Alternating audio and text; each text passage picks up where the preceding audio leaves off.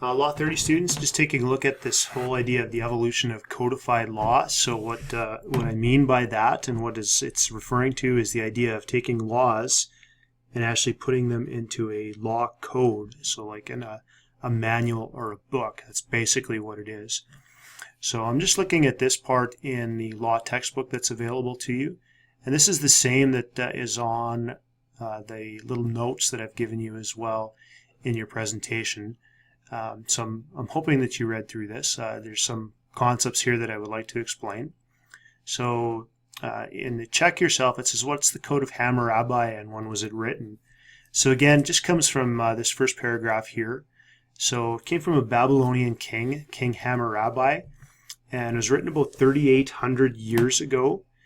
And really what it was is he didn't invent the laws.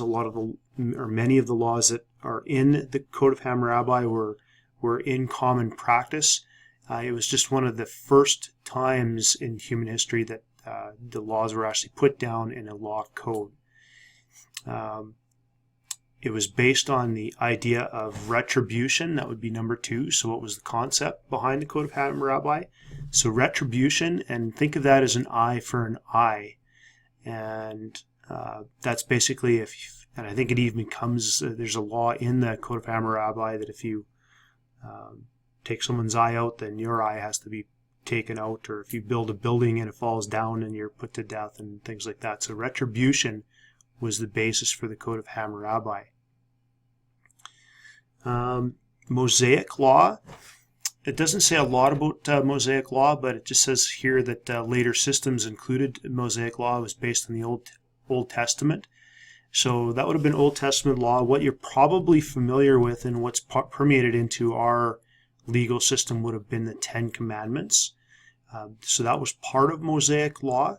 However, that wasn't the only part of Mosaic law. There were many other areas as well of Mosaic law and many other laws under Mosaic law. But what we're most familiar with and what's permeated our legal system would have been the 10 Commandments.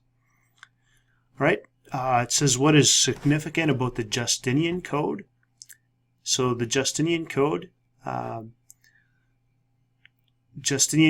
have been the laws of the 12 tables, and it was from the Roman Empire. And actually what it was, in the video that I posted actually explains that a little bit. Justinian was the emperor of what would have been the Eastern Roman Empire. It wasn't even really called the Roman Empire. It was called the Byzantine Empire. And that would have been in Eastern Europe. And again, what it was, similar to King Hammurabi, the Justinian Code would have been laws and practices that were already in place but codified into a law book. And what's significant about the Justinian Code is that really permeated into Europe and into places like France, and served as the basis of their legal system. And of course, a lot of the basis for the Canadian legal system comes from both France and Great Britain and Europe in general. So in a way, the Justinian Code was a precursor of many of the ideas that are in our own law system as well. Okay, so number 5, it says explain how the feudal system differed from the common law. So you've been exposed to the common law system already, and that was based on precedent. Now prior to that, the way that law was dispensed in the British Isles would have been through a feudal system. And the feudal system is basically, if you know anything about the feudal system, it was kind of like a big farm that was run by a lord, and they would have had people working under them, and basically the owner or the person who ran the feudal system would have been the one responsible for dispensing justice as he saw fit at that time. So again, the problem with that is as you move from feudal system to feudal system, from manor to manor, then your laws would have been different. So again, the common law system attempted to make things consistent, consistent application of law, and that's where that came from. Okay, so an eye for an eye justice, it says, is the basis of the Code of Hammurabi. It says, what is meant by this statement? Okay, so the concept of eye for eye justice is retribution, basically meaning that you're punished, and punished in a similar way to whatever crime or whatever was done.